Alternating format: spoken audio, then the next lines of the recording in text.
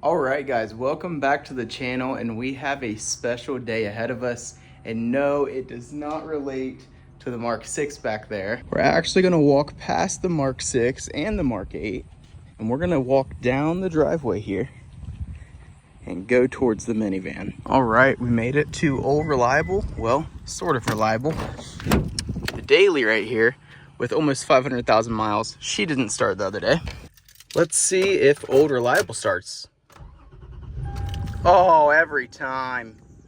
The title kind of says it already, but today we are going to begin putting together the 370Z. So over the course of the last couple months, I've been buying parts for it here and there, getting it all collected and together so that I can bring everything to my buddy's shop and we can get it put together, hopefully in maybe 2 weekends at most. I don't know if that's going to be the case, but we're going to try. I'm going to go over there today and tomorrow, and we're gonna work on it, and hopefully the Z is almost ready to be back on the road. With that being said, I'm going to hopefully get the car completely back on the road before December. It's currently October. I continuously told myself before December I want it on the road. At first I said October, it needs to be on the road. Then I realized how expensive parts were, and I was like, you know what, that's probably not gonna happen because I'm making like $14 an hour working part-time and I'm at school full-time, so it's been a little crazy to say the least. Don't get me wrong, there are parts that still do need to be bought for the 370, such as like the windshield wipers and the cowl, a front fender, I'm sure some fender liners maybe. I'm not sure what else needs bought for the Z, but there's definitely some stuff.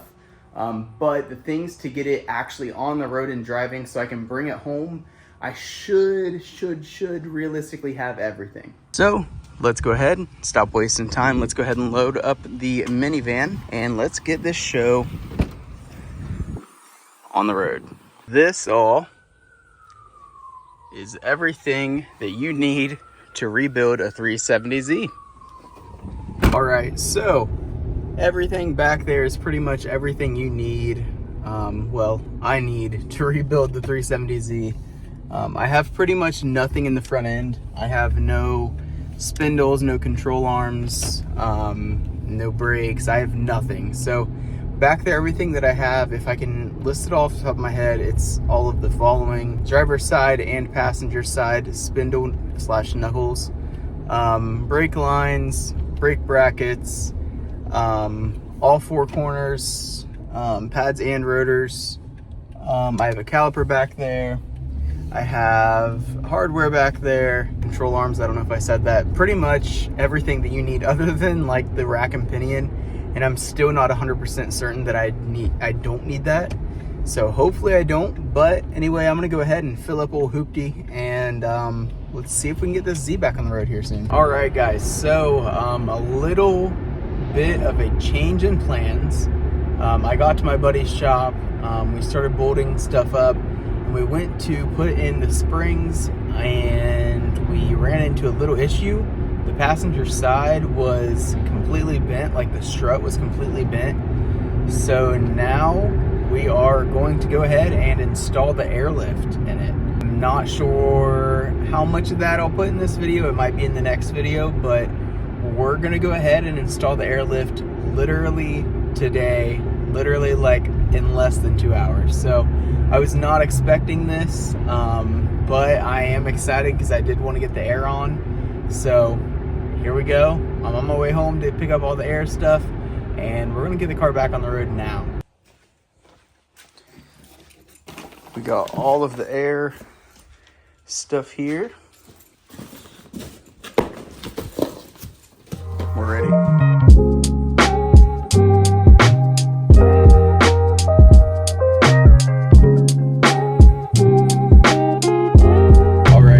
So today is the day. We should be getting the car back on the road. I'm not 100% sure, but I'm really hoping that we do. There are a couple things that I do need, but we might be okay. We might be able to go to like a hardware store and get some of like the castle nuts and cottering pins. Other than that, I need this wire for the airlift controller. I also need a tie rod boot, but that's not really needed to get the car on the road. So we're hopefully getting the car on the road thank you to Kyle, because he's done all of the installation of the spindles, the control arms, rotors, pads, calipers. He's done all of that while I've been messing with the wiring, trying to feed it through and get it hidden. And then today I'm also going to be feeding the airline like throughout the entire car and hopefully getting it in a good spot. I'm not sure where to put it yet, but I am going to run the airline on the outside of the car. I'm going to go ahead, I'm going to show you guys some clips of what the car looks like now, maybe a little B-roll, and then I'll also explain where I led the wiring through for anyone that needs to find an area to put the wiring for the airlift itself. So I'm going to cut to those clips and I'll see you guys in a second.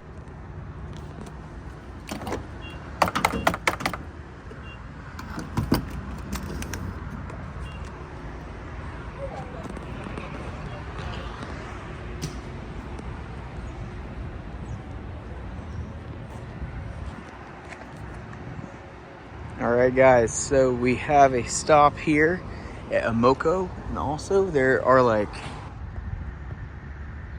whatever that is on that hill, but we have the passenger side fender for the 370. All right, guys, real quick, I'll show you guys how I got the wiring set up for the airlift. So in the front of the engine bay, behind the battery, there's a rubber grommet right here. It's going to take some muscle, but you can pull it out. More than likely, we're going to cut a hole in it and then bring these through it.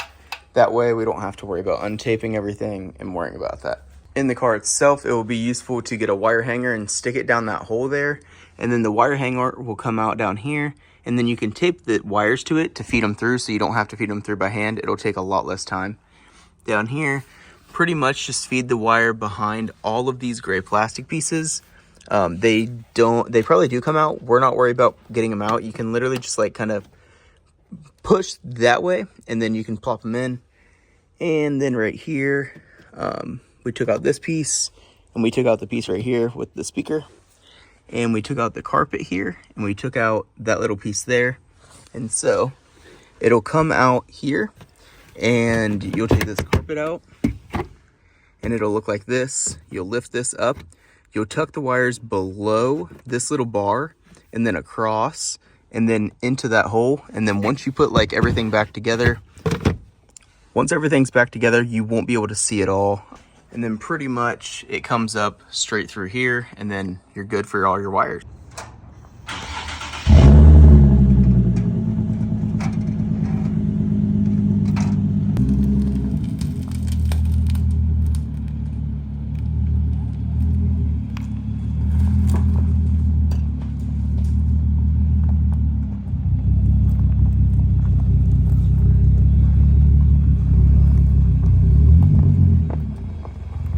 Oh yeah, bud.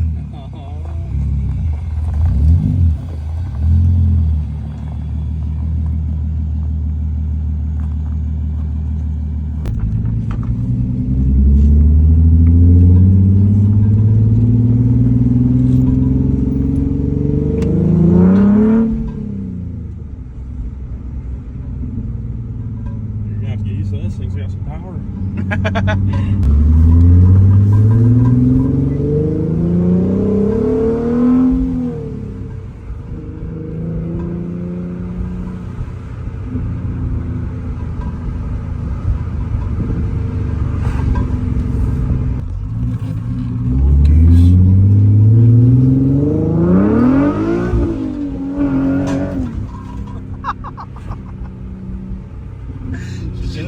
Jesus.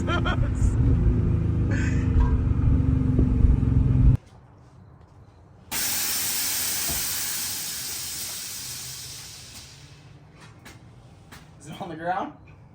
Oh yeah. The front definitely, I definitely heard it hit the ground. Sweet. All right, Kyle. All right, Devin. She's on the road. She's on the road. Slammed on her balls. Now you nail it. Yeah.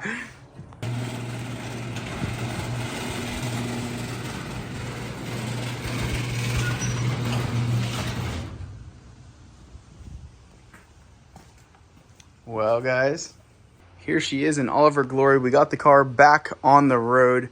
We went for the first drive, as you saw. It's time to get the bumper on, the fenders on. We have to rewire the airlift because it currently works when the car is off and you don't want to kill the battery.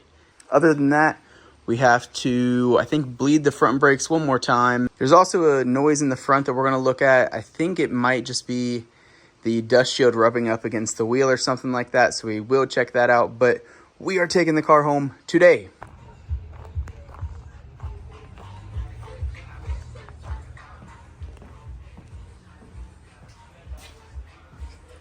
Well, guys, last time she's going to be in this garage. We're about to take her home. I'm going to try to give her a detail. We just sprayed her off really quick here and just to do it. But we're going to take her home here in a few minutes, get her in the driveway and clean her up.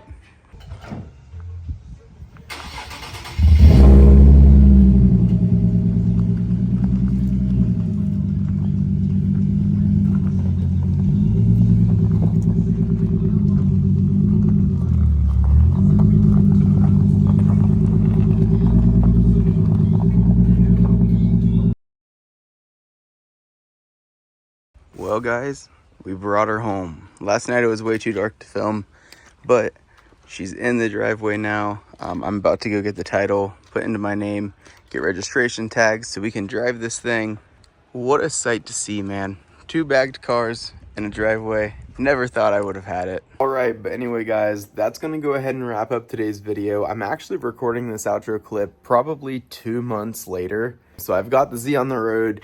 The Z's actually been through 2 different sets of wheels at this point, and I don't know if that gives you any sneak peek in the background. If you're not following the Instagram, make sure you follow the Instagram because they get all of the first sneak peeks about the car, the wheel setups, hints, teasers, what's next for it. They get everything before YouTube. It might be a couple weeks until the next video for the 370Z. The next video on the GTI, I believe, is going to be a new wheel setup, which you can also kind of get a sneak peek right there as well. As always, though, thank you guys so much for watching. I'm beyond blessed to have the opportunity to, you know, be able to modify these cars the way that I've always wanted to. And again, this one's for you, Pap. This build is for you. Everything about this 370Z is for you because without you, this wouldn't be possible. I hope you're up there watching down on me and I hope you're proud. Thank you, Pap. I love you so, so, so much with everything in me. Anyways, that's going to go ahead and end the video. Make sure you guys like, comment, and subscribe if you guys enjoyed. Stay tuned for the next video. It'll probably be a week or 2. But if you're not following the Instagram, please follow the Instagram because you will see everything first. Thank you guys again. Have a great one, and I'll catch you guys in the next one.